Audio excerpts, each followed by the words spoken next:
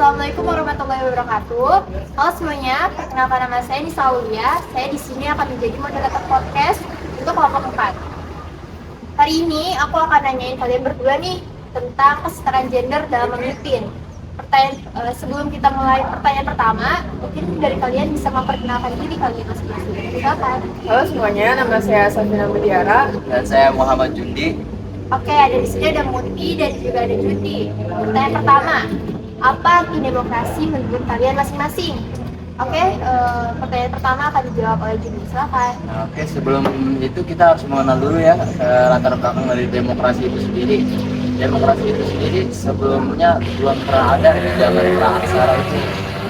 Sebelumnya kekuasaan ditentukan oleh siapa yang terkuat di antara suatu kelompok. Itu di zaman praaksara. Nah, lambat tahun kemudian manusia mulai berevolusi dan menciptakan demokrasi pada zaman Yunani atau sebelum itu. Jadi demokrasi itu sendiri dalam artian keputusan pemerintah yang diikutsertakan oleh masyarakatnya itu sendiri. Oke, itu menurut pendapat Jundi pribadi ya. Sini pasti dari kalian berdua pendapatnya berbeda nih. Kalau dari Muti sendiri, gimana Muti? Sebenarnya pendapat aku juga nggak jauh-jauh dari menurut Jundi. Kalau demokrasi menurut aku tuh ya keikutsertaan rakyat dalam memilih pemimpin. Jadinya bukan pemerintah yang menentukan pemimpin, tapi rakyat juga ikut serta biar nanti tuh negaranya adil. Oke, itu pendapat dari kalian berdua masing-masing ya. Lalu lanjut pertanyaan kedua. Oke. Seperti apa kriteria pemimpin yang dibutuhkan dan diunggulkan? Silakan Muti, sekarang kamu jawab. Kalau untuk sifat dan sikap pemimpin yang dibutuhkan untuk memimpin suatu negara ataupun sekolah tuh mungkin ikut kayak Nabi kali ya, tablik, amanah, sidik, fatonah gitu, tapi ya tanggung jawab, terus juga bijaksana buat rakyatnya biar semuanya tuh adil gitu. Ya, itu pendapat dari Muti. Kalau dari pendapat dari Jundi gimana? Nah, kriteria pemimpin kalau menurut opini saya pribadi ya, ini bukan suatu fakta. Nah, kita tahu negara kita ini negara yang tidak semerta-merta itu Islam, tidak semerta-merta mengikuti apa yang diajarkan oleh Nabi kita Muhammad. Jadi kriteria yang harusnya terpenuhi itu di luar dari mungkin lebih atau kurang dari yang oleh disampaikan oleh teman saya Muti. Nah, kriteria ini bisa jadi lebih toleransi terhadap agama lain. Dari kalian berdua nih, ada nggak sih kayak kurang setuju dari pendapat teman kalian? Nggak setuju? Ya lumayan setuju sih, kayak kita juga harus toleransi gitu. Kalau Jundi setuju nggak pendapat Muti? Karena itu pendapat saya, jadi saya setuju. Oke, lanjut pertanyaan ketiga ya. Apa yang kalian rasakan jika pemimpin yang kalian pilih tidak lolos? Silakan, siapa yang menjawab itu dulu? Dan aku duluan kali ya. Buat kalau misalkan aku milih pemimpin terus habis itu ya nggak lolos, ya terima aja, karena kan itu apa ya, kayak itu kesepakatan bersama, jadi kita juga harus menerima gitu. Kayak hitungannya juga musyawarah juga, jadi jangan kayak misalkan kalau pemimpinnya itu nggak kepilih, nggak sesuai apa yang kita inginkan, ya jangan marah, jangan gak terima. Jadi ya itu udah keputusan bareng-bareng, jadi itu yang terbaik. Tapi ada nyesek-nyeseknya ya pasti. Ya dikit ya, karena nggak pilih. Kalau pendapat Junji? Ya, saya setuju dengan apa yang disampaikan oleh Nindi, karena pada dasarnya manusia memang seperti itu ya. Jika tidak terpenuhi apa yang dia inginkan, pasti akan timbul di dalam hatinya rasa kecewa. Oke, lanjut ya. Yang keempat, menurut kalian nih, apa harus seorang laki-laki yang memimpin? Karena ini pertanyaannya tentang laki-laki, akan dijawab dulu oleh Muti. Sebenarnya nggak juga, karena kadang beberapa orang tuh ngeremehin perempuan buat jadi pemimpin, bilangnya nggak tegas, terus ya nggak bisa jadi pemimpin, terlalu cewek mungkin gitu. Tapi bisa kok sebenarnya, jangan ngeremehin perempuan, karena Sebenarnya perempuan juga bisa mandiri, bisa memimpin, karena pada zaman Nabi pun sebenarnya Siti Aisyah tuh memimpin perang Jamal dan ya berhasil gitu. Jadi ya bisa, menurut aku bisa. Bisa. Kita sambung dulu ya pendapat dari Diti. Kalau dari Diti gimana nih tentang pemimpin apa harus laki-laki? Kalau menurut saya sendiri sih, karena kita Islam ya, kita membicarakan dalam cakupan Islam nih. Nah, kalau dalam Islam, Nabi Muhammad pernah berkata, tidak akan maju suatu negeri jika pemimpinnya itu muslim itu sendiri, jika pemimpinnya itu muslimah atau perempuan itu sendiri. Tapi di luar dari itu kan kita kan negaranya negara yang tidak semuanya Islam nih. Jadi ya, pasti ada pendapat lain atau teori lain ya kan. Selepas dari itu, mungkin pemimpin yang seharusnya itu memang laki-laki, karena kodratnya itu memang seperti itu.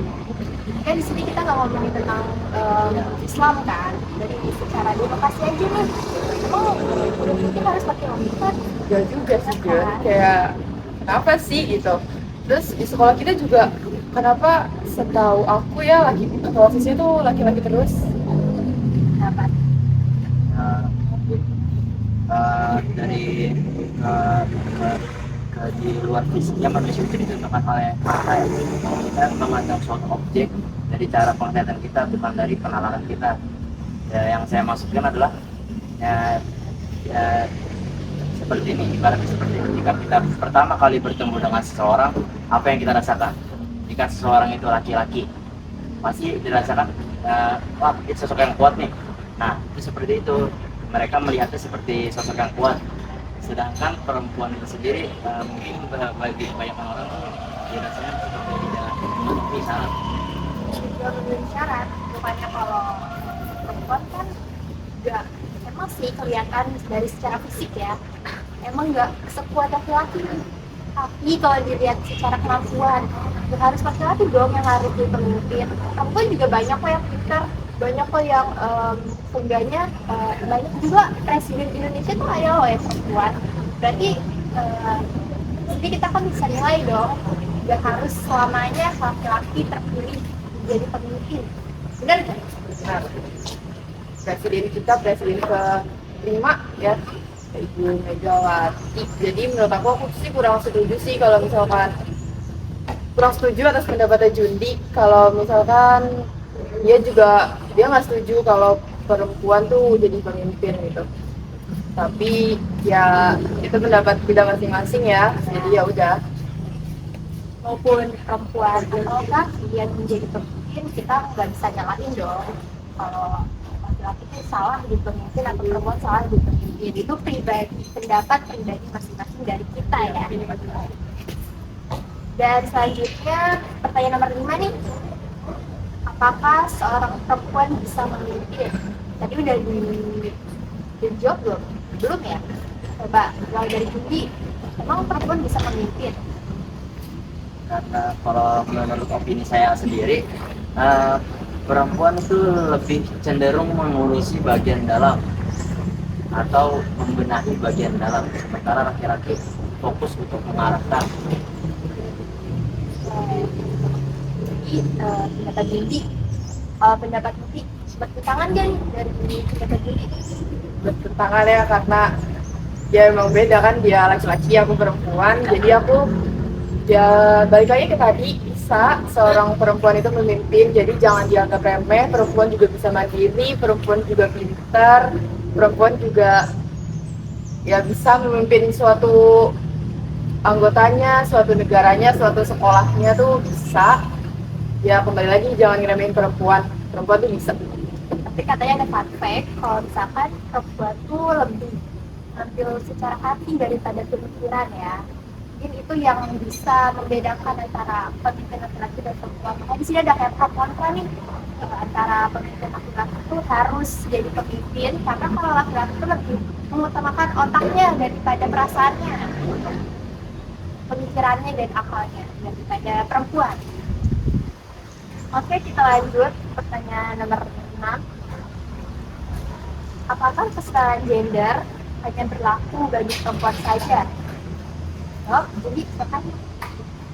Menurut saya sih, kalau menurut opini saya, kesetaraan gender itu memang berlaku untuk perempuan saja, karena di luar dari itu, karena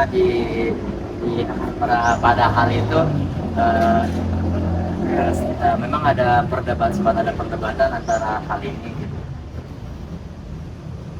Tapi kan kata Jundi karena perempuan aja ya yang dapat dapat kesetaraan gender.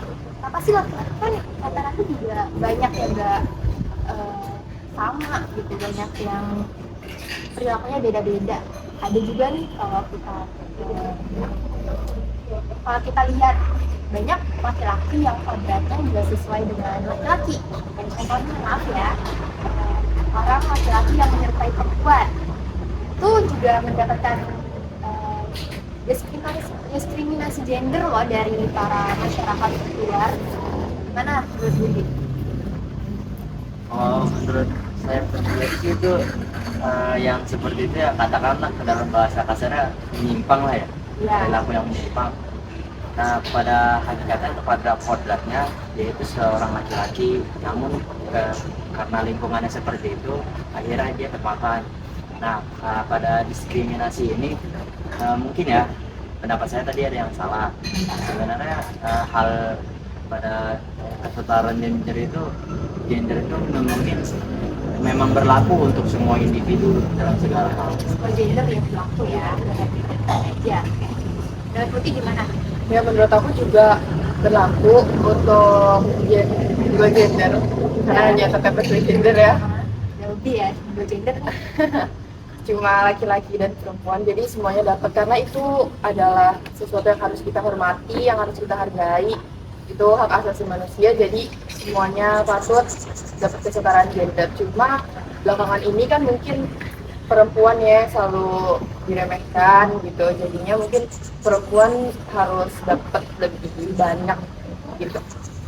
Maupun dari laki-laki atau perempuan mendapatkan diskriminasi gender, tapi kita juga gak boleh ngejudge mereka nih kayak mereka tuh harusnya tuh gak boleh gini loh, mereka tuh menyimpang dari gender mereka, kayak laki-laki menyerupai perempuan maupun perempuan yang diremehkan oleh laki-laki karena gak bisa memimpin.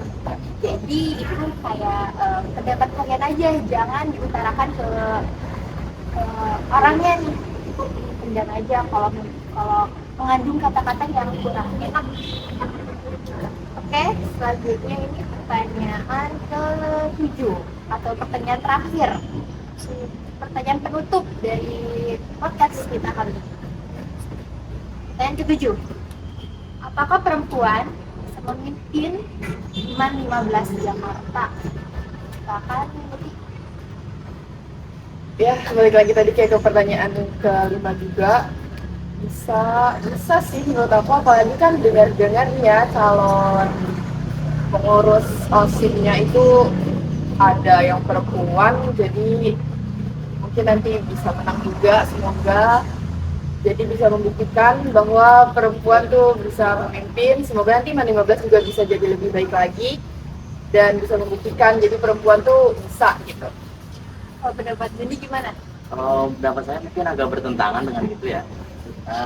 Karena pada dasarnya perempuan itu berpikir kebanyakan menggunakan emosi atau perasaannya dibandingkan dengan logikanya. Kita semua tahu hal itu kan. Nah, mungkin untuk menengahi konflik ini mungkin dibutuhkan seperti pada zaman-zaman dulu, ada raja, ada ratu yang mendampingi, yang saling melengkapi, yang berpikir dengan logika dan tidak mengesampingkan emosi atau emosional gitu. Kalau tadi bilang ada raja, ada ratu, mungkin kayak wakil, ada ketua ASIM dan wakil ketua ASIM. Ketua ASIMnya pasti laki-laki kata Jundi, kalau wakil ketua ASIMnya katanya perempuan. Nih kalau menurut dia Muti, katanya Jundi kan ketua ASIMnya harus laki-laki, wakil ketuanya juga perempuan. Berarti ketua ASIM itu laki-laki, kayak laki-laki tuh pasti banyak banget kelihatannya tuh gagah, kelihatannya tuh mengandalkan pemikiran daripada hati.